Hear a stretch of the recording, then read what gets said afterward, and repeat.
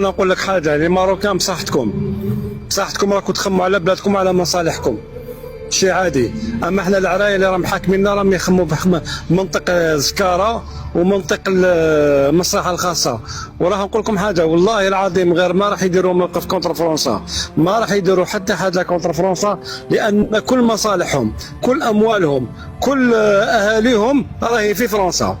هادو باعوا الموقف الجزائري بمصلحه خاصه، باعوا الموقف تاع بلاد بكماله بمصلحه خاصه. انت جامي انسان شفت نظام يحطم في بلاده بيده يحطم في بلاده، لا حول ولا قوه الا بالله. راهي هزائم يوميه، راهو ترخاص يومي، دبلوماسيا اقتصاديا رياضيا اجتماعيا، ترخاص يومي يا الرب. فينالمون ماكرون شاف باللي الجزائر هذه ما حيربح معها ولا شيء، بيان او كونتخيغ راهو داخل في حيط مع هذا النظام هذايا.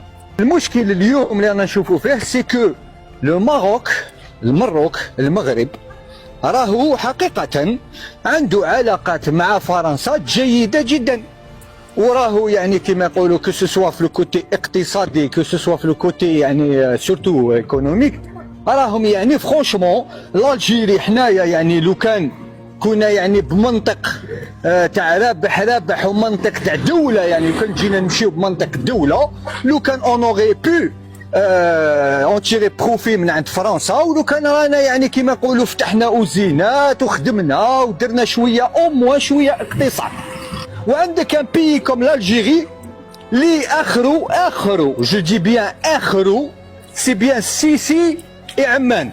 دونك جو كومبرون با انايا هذا تبون هذا كاسكي فا غاني من عند عمان ولا من عند مصر، اون ساشون كو هو ديجا كان صافي با لونطون يعني كي كان في الانتخابات كان يقول باللي لو كان يفتحوا لنا مصر عندنا ما نديروا القضيه فلسطينيه وجو سي با كوا.